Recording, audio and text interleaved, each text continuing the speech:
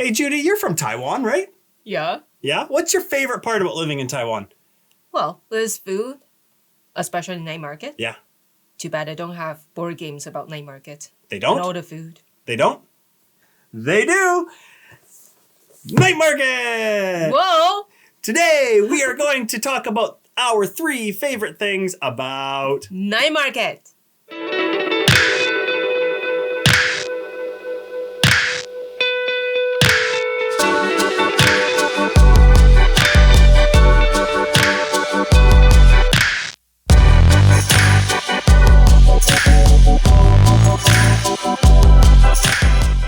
Okay, night market. Night Market! The 3 things we love about Night Market. And not real night markets, but the board game Night Market.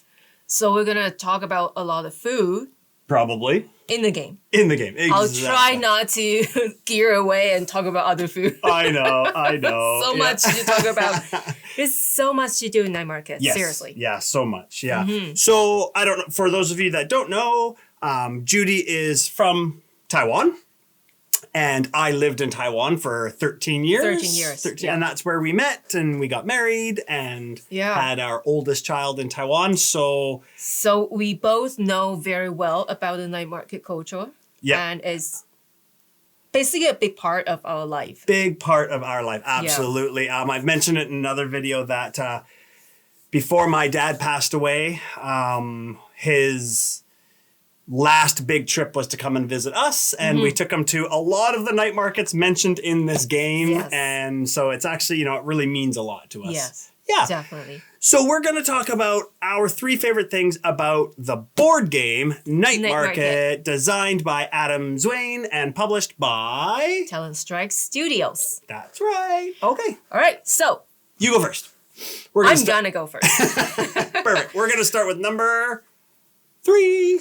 So you cannot have a night market without chef. Yeah. My favorite is the chef meeple. Oh, the chef meeple. Yeah. So the chef meeples you have to purchase. You have to pay them.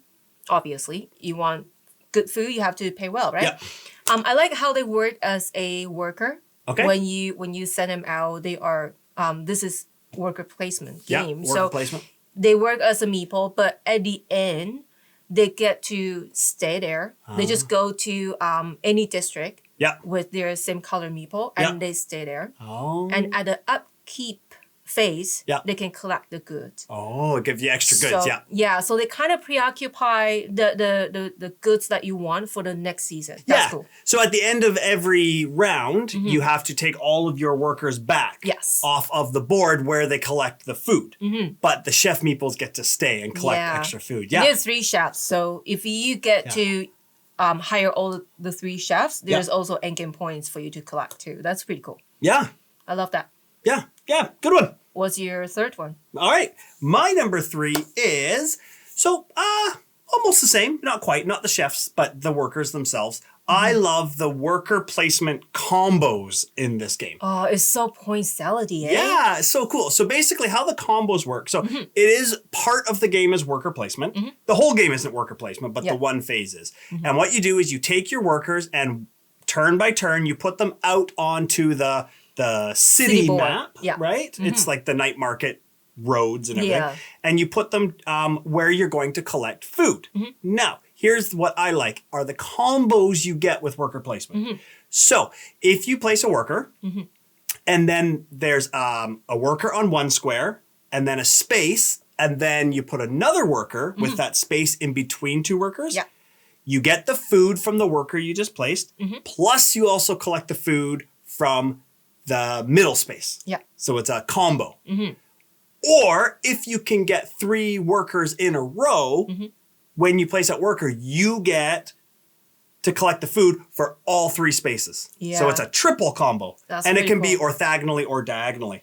Yeah. It is really cool. And what's even better is you can even, by placing 1 worker, you can collect multiple combos going in different directions. So you could literally collect 6 or 8 food with 1 worker. Yeah. It's so cool. It's got those combos, and I think that's a really neat twist on the worker placement. It totally immersed to the theme, hey? Because those happen at day phase. During the day phase, yeah. Day phase is basically where those people in night market prepare their food and go not grocery, but shopping for the ingredients. And yeah, that's really cool. It does. It fits the theme perfectly. Yeah, you go everywhere to collect your stuff. Yeah, I love it. That is cool. Yeah. I love it. Okay, so that was my number 3. Okay. Number 2. Okay. Okay, number 2. I like the customer cards. Yeah. So those are mini cards. They are in a deck that's separated by seasonal. Yeah. So start from winter at the bottom, and then autumn, and then summer, and the top is spring. Right, those are the ones you can start with, right? Because they're on top of the deck is spring. Yeah, and you want to attract those customers. So you look at what's shown on their 4x4 grid. Yep. And it fit perfect on like your player board is 4x4 as well. So you want to see where they purchase the goods. Yeah. And that's where you want to put your food on your board. Right, because they won't buy food from all over the night market, only from certain stalls. Yes. And you have to have the food on your stalls in your night market. Yes, yeah. They're very particular. Yeah. And you want to meet their satisfaction. Yeah. Yeah. So those are really cool. And you get to reveal new ones to show the upcoming season. Yeah. When that is done, and that's cool. I like especially how at the end, at the upkeep phase. Yeah. So the end of the season. You have to get rid of all the cards. Yeah. But when you meet the satisfaction, they do show the I think it's called reputation. Yes, it's called reputation points. Yeah. And those are in-game points. So you want to keep them aside by you. Yeah.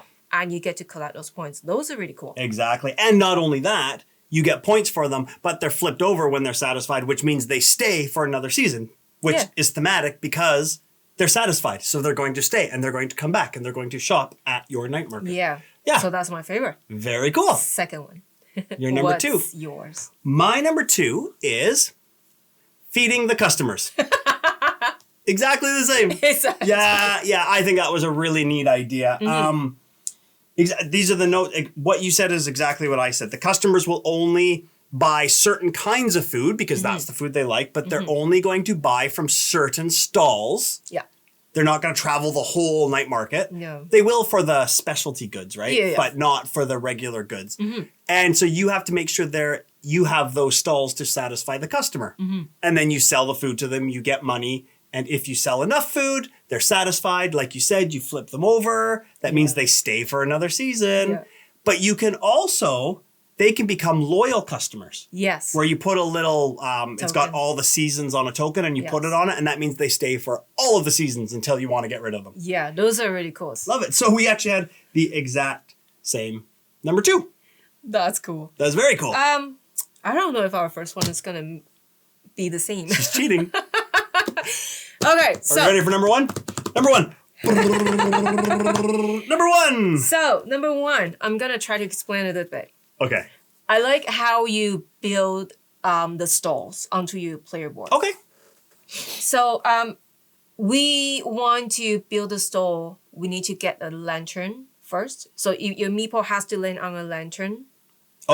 District board. Yeah, there's lantern districts within the city board where you put your workers. Yeah. Yeah. So there are 3 actions in the lantern. Okay. Yeah. So you can either hire a chef, you can attract customer and build a store. So to build store, you have to pay because your cube is already on $5. Yeah. So once you move that to 10, you pay for the $5 and you build 2 stalls onto your player board. All right. Yeah. Oh, so, 2. I forgot it was 2. Yeah, not just 1, 2. So you get to use the regular stalls or signature stalls. Signature stalls, yeah. And those are cool because it will go on your player board and now 1 square is occupied. Yeah. So when you look at the next season, when you look at a new customer you want to attract, you gotta see, okay, so where do I play those stuff? Because in my block, right? No, exactly. Yeah, because where you put those stalls matter. Because like we said in our number 2, feeding the customers, they'll only buy dishes from certain spots on the night market. Yeah. And you also want to get the signature dishes. And the signature dishes as well. So you want to get that. So you gotta plan your strategies a little bit. What signature dishes are, there are 4 different kinds of signature dishes. So let's say one of them was shaved ice. Shaved ice, okay. So if you get enough, if you produce enough of a certain kind of dish, regular dish, then you've also produced a bonus signature dish, which gets you more money. Yes, and they show on the player board, Yeah. and then you get to get a token and then put on. Yeah. It's just.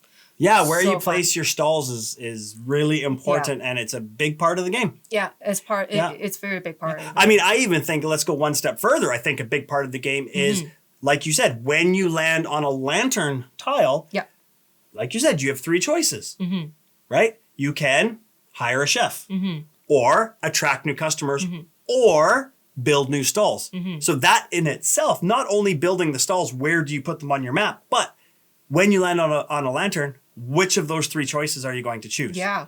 Right? Because one time I want to do 2 of them, but I can't. Exactly, I have to choose which one. If I don't do it now, I'm going to miss a chance because you're going to beat me. Right. Yeah. Because if you don't have any customers, you have to attract new customers. Yeah. But you also need more stalls. Yeah. So it's a tricky balancing act of. And you're going to make sure you can satisfy your customer too. Exactly. Yeah. You cannot get a customer and, I don't have enough. Exactly. So you need the stalls. Yes. Even though I like the build stall, being said that there is another tile that can occupy those spots on the player board is the seasonal attraction.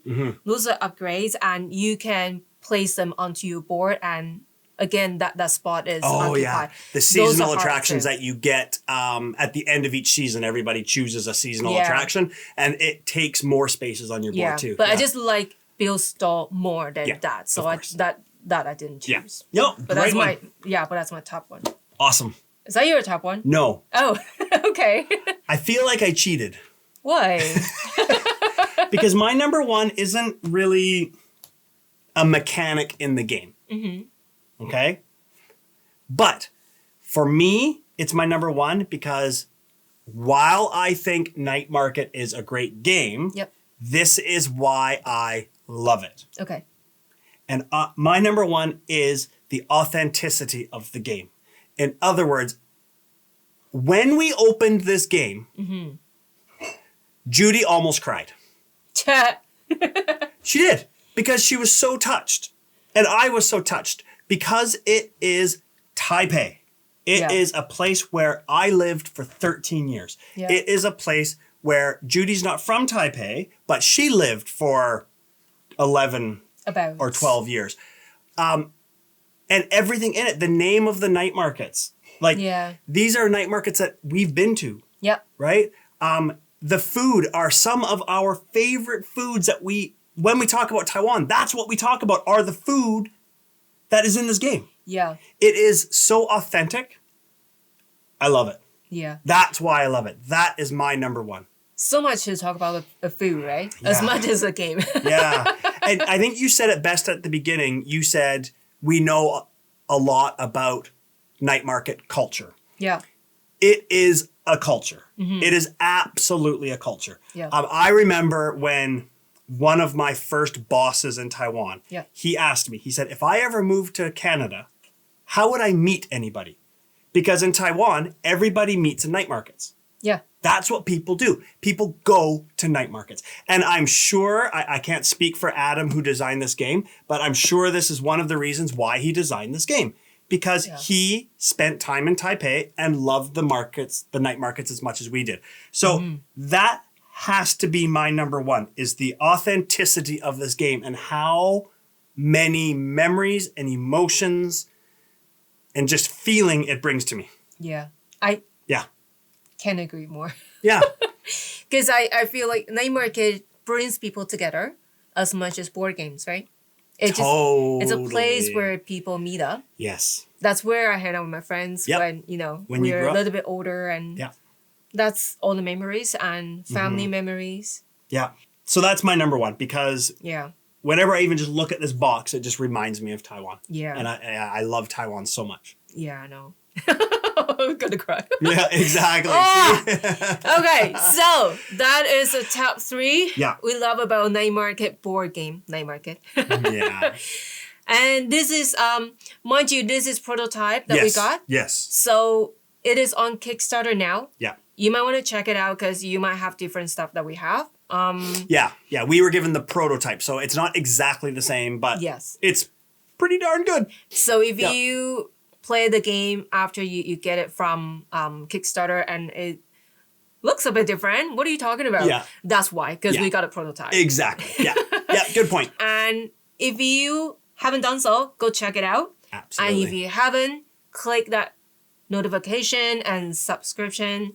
Hit that button. Hit it right below. That would be lovely. And that will be it for today. 谢谢. 晚安. So I'm assuming we're gonna start over this part. Is I have that right? no idea what you're talking about. I know. It's kind of everywhere, right? I'm so sorry. Okay, I can see you cringing. Okay, so we're gonna cut that. Sure.